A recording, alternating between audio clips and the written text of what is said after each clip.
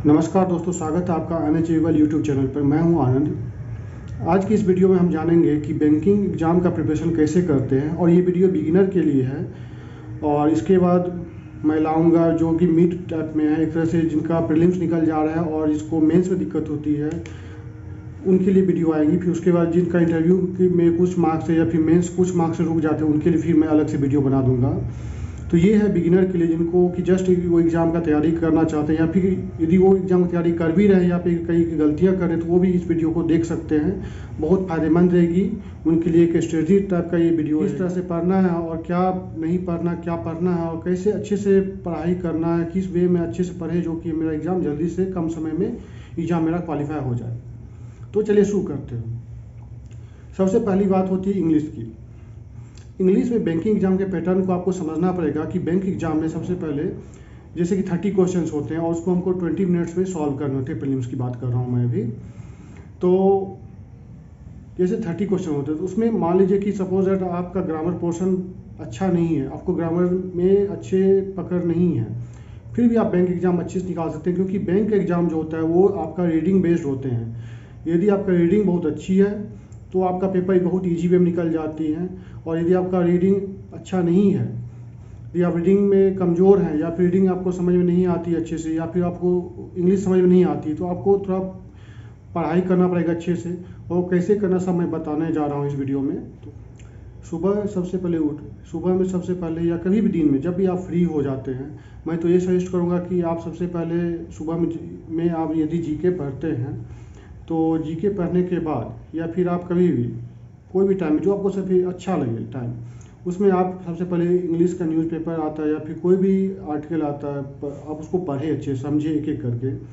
ज़रूरी नहीं है कि तो हिंदू न्यूज़पेपर उठा लिए और उसका मतलब कि एक तरह से आप उसका ये देखने लगे, एडिटोरियल पढ़ने लगे और आप सोचेंगे कि एक बार मैं समझ जाऊँ, तो वो आपसे नहीं होने वाला है।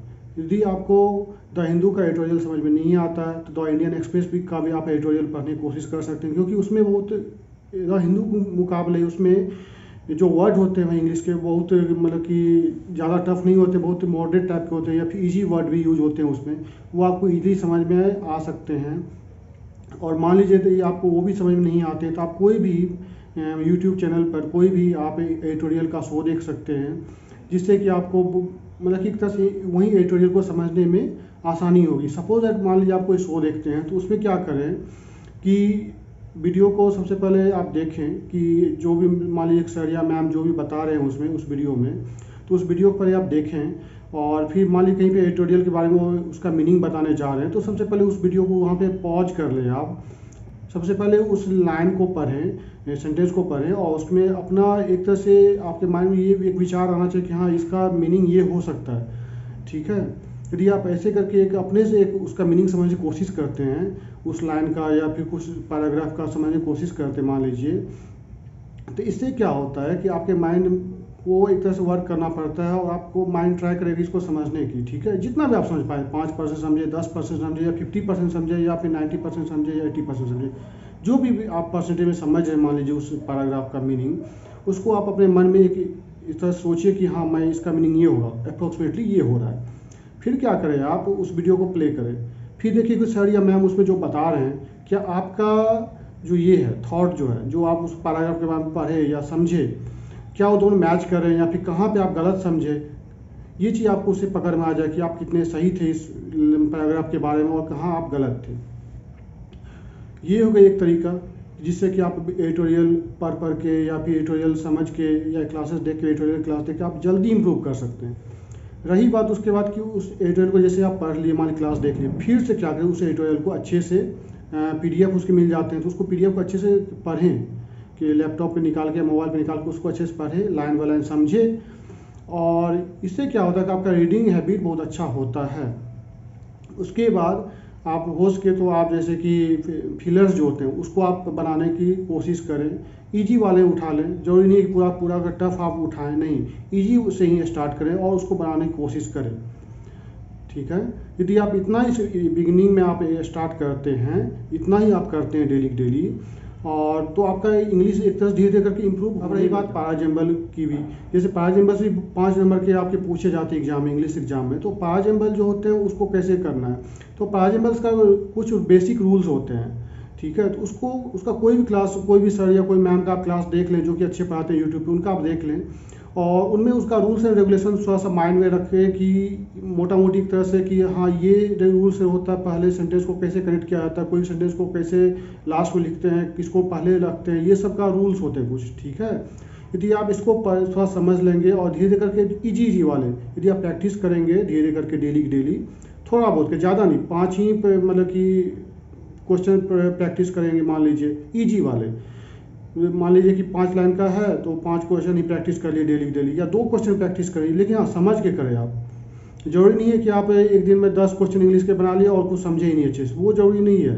जरूरी ये है कि क्वालिटी मैटर्स करता है। यहाँ पे आप एक ही क्वेश्चन बनाए इंग्लिश में या फिर 2 ही क्वेश्चन बनाए पैराजम्बल के, लेकिन समझ के उसको बनाएं। 2 ही पैराजम्बल बनाए तो समझ के बनाएं, इतना ही करना। यदि आपका ग्रामर में पकड़ नहीं है तो जरूरी है कि ग्रामर के पीछे भागने की जरूरत है।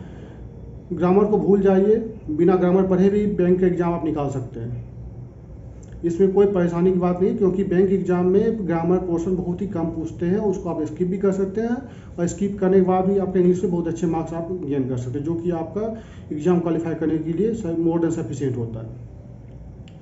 तो अब चलते हैं रीजनिंग पे।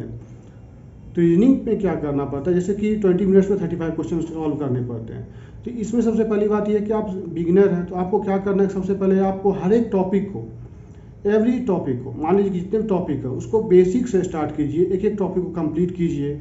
जैसे मान लीजिए सपोज दैट कि आपका कोई भी ब्लड रिलेशन हो गया या फिर आपका पजल्स हो गए या फिर कोई भी चीज़ यदि आप सीख रहे हैं, कोई भी टॉपिक, डायरेक्शन डिस्टेंस सीख रहे हैं, कुछ भी सीख रहे हैं, तो उसको आप अच्छे से समझिए, एक एक टॉपिक करके कंप्लीट करते चलिए। यदि मान लीजिए कि सपोज दैट आपने आज ब्लड रिलेशन कंप्लीट किया, तो उसके ये नहीं कि बेसिक क्वेश्चन नहीं करने, बेसिक क्वेश्चन आप कीजिए, आराम से समझ के कीजिए। शुरू में आपको टाइम लगेंगे क्वेश्चन को कंप्लीट करने में, ज़्यादा टाइम लेंगे, मानते हैं शुरू में होता है ऐसा, लेकिन धीरे धीरे क्या होगा कि वही टाइम आपका कम होते जाएगा प्रैक्टिस करने के साथ साथ। मान लीजिए आपने आज ब्लड रिलेशन सीखा 1 दिन में या फिर 2 दिन में सीखा आपने, मान लीजिए, तो उसके लिए आप बिगिनर है तो आपके पास टाइम इनफ रहता है। आप क्या कीजिए, उसको 1 सप्ताह का या फिर 5 दिन का गैप रखिए दूसरे टॉपिक सीखने में, ठीक है। फिर आप मान लीजिए कि 5 दिन के बाद, 7 दिन के बाद मान लीजिए दूसरा टॉपिक स्टार्ट करते हैं, मान लीजिए कि आप सिलोजिज्म में स्टार्ट करते हैं।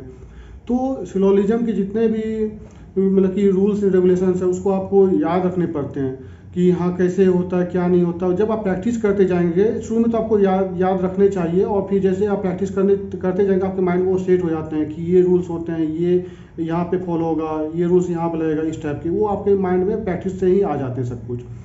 तो ऐसे करते करते मान लीजिए आप गैप देते जाएंगे, 5 दिन 4 दिन का गैप के अंतराल पे आप मान लीजिए कि गैप पे आप दूसरे टॉपिक स्टार्ट करते हैं। तो इससे क्या होता है कि फिर एक दिन ऐसा समय आ गया, 1 महीने बाद मान लीजिए आप 4 टॉपिक 5 टॉपिक आपने कंप्लीट कर लिया, तो उसके बाद क्या होगा कि आप बोलेंगे, सोच रहे होंगे माइंड में कि अच्छा 4 टॉपिक 5 टॉपिक कंप्लीट कर, फिर पिछले जो शुरू में स्टार्ट किया था मान लीजिए जो टॉपिक कंप्लीट करते हैं, या फिर बाकी जो पिछले टॉपिक है उसको मैं कैसे रिवीजन करूँ। तो आप क्या करें उसके लिए, डेली के मान लीजिए कि आप ब्लड रिलेशन के क्वेश्चन 5 उठा लिए, मतलब मान लीजिए कि सिलोजिज्म के 5 उठा लिए, अल्फा न्यूमेरिक के 5 उठा लिए, तो ऐसे करके के 5-10 क्वेश्चन का उसके मिक्सर बना लीजिए और उसको डेली प्रैक्टिस कीजिए। या बेहतर होगा कि जैसे जैसे आप आगे बढ़ते जाएंगे तो हो सकता है तो उस टॉपिक से जो मॉक आते हैं उसको भी आप, सेक्शनल मॉक जो आते हैं उसको अब आप लगा सकते हैं टॉपिक वाइज। उससे आपके सारे क्वेश्चन रिवीजन होंगे, कंसेप्ट रिवीजन होते जाएंगे और आपको प्रेशर नहीं फील होगा कि मैं वो क्वेश्चन या मैं उस टाइप का कंसेप्ट भूल चुका हूँ। यही तरीका होता है। और रही बात पजल की, पजल को आप शुरुआती दिनों में जब आप स्टार्टिंग कर रहे हैं ना बैंक का, तो उस टाइम में आपको शुरू में आप ज़्यादा पजल के पीछे ये नहीं कि 20 पजल बना लें 30 पजल बना लें, नहीं बनेगा शुरू में, क्योंकि आपको शुरू में समझने में टाइम लगता है। एक एक पॉइंट को पहले नोट करें, हर सारे कंडीशन को नोट कर लिया करें, फिर उसको मतलब कि एक दूसरे से कनेक्ट करें, कैसे जोड़ना है नहीं जोड़ना है। और ये सब जब आप प्रैक्टिस करना चालू करेंगे धीरे करके तो आपका स्पीड जो आप मान लीजिए शुरू में 10 मिनट 15 मिनट लगेंगे, तो वही टाइम जब आप प्रैक्टिस ज़्यादा करेंगे फिर वो 10 मिनट पे आएंगे, फिर 5 मिनट पे आएंगे, फिर 2 मिनट पे आएंगे। कुछ समय ऐसा आ जाएगा जब आप प्रो लेवल पे आ जाएंगे, वही पजल आपका 1 मिनट से 1 मिनट 20 सेकंड में बन जाएंगे आपके। तो इतने ज़्यादा आपका फ्लो बन जाएगा स्पीड का। और इससे कि ये सब कैसे मुमकिन है, ये सब सिर्फ प्रैक्टिस से मुमकिन है। तो पूरा सिलेबस पहले हम यही सजेस्ट करेंगे, पहले सिलेबस को समझें और सारे सिलेबस जितने भी हैं बैंक एग्जाम के, सिलेबस को कंप्लीट करें।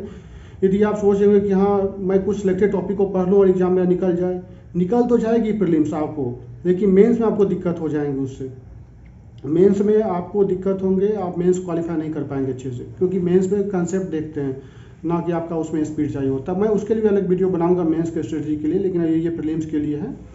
तो चलते हैं मैथ्स की तरफ। मान लीजिए कि मैथ्स, तो मैथ्स में आप क्या करें कि आप ये मन में बिल्कुल निकाल दें कि आपको ये टॉपिक आता है, ये नहीं आता, कुछ ऐसा माइंड में मत रखें। आप ये देखें कि आप बिगिनर है बैंकिंग एग्जाम के लिए, आप यदि पहले पढ़े भी हैं तो कोई बात नहीं, आप फिर से उसको रिवीजन कर लें। सारे टॉपिक को एक लिखें कि आपके एक टॉपिक को, मान लीजिए एवरेज टॉपिक है, तो एवरेज को आप कितने दिन में कंप्लीट करेंगे। मान लीजिए आपको कंसेप्ट समझने में 2 दिन का टाइम लगा, तो उसको 3 दिन 4 दिन का प्रैक्टिस का समय दीजिए कम से कम।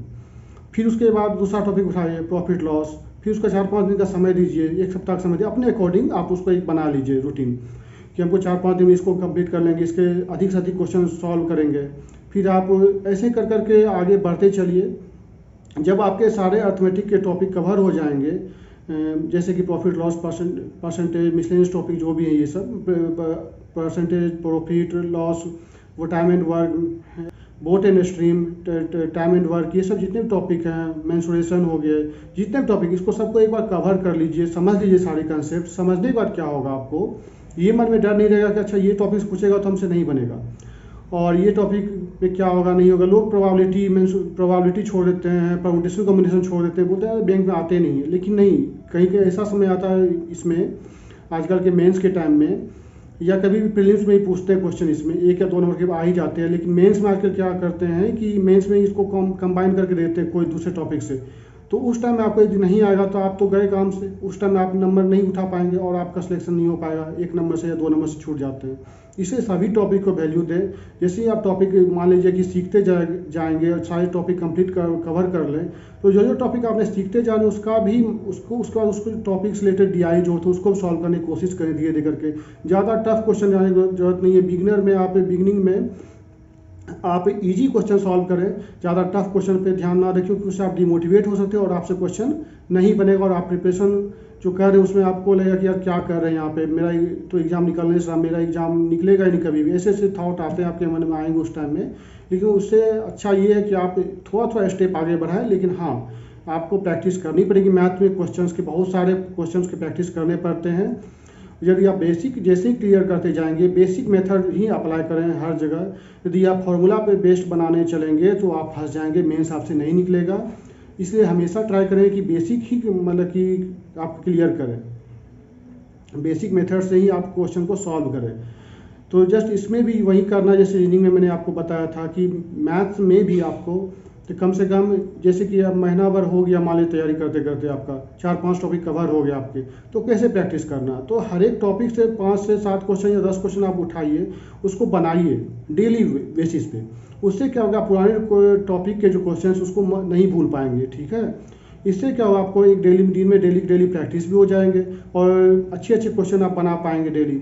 और आपका जो जहाँ भी मान लीजिए आपका कोई टॉपिक ऐसा जैसे प्रॉफिट लॉस हो गया, परसेंटेज हो गई, इसमें यदि कोई टॉपिक में आपको दिक्कतें हो रही है, मान लीजिए कोई पढ़ने के बावजूद भी, मैं ये नहीं बोल रहा हूँ कि आप एक बार आप पढ़ाई कर ली कोई टॉपिक का तो वो आपको याद हो गया, वो आपके हमेशा माइंड में रहेंगे, या फिर उस टॉपिक से कभी भी आपको दिक्कत नहीं आएगी। ऐसा नहीं, बिल्कुल दिक्कत आएगी। आप नए नए क्वेश्चन देखेंगे, नए नए पैटर्न के जैसे जैसे आपके पास क्वेश्चन आते जाएंगे, आप उसमें उलझेंगे जहाँ पे वही स्पीड आप सीखेंगे आगे।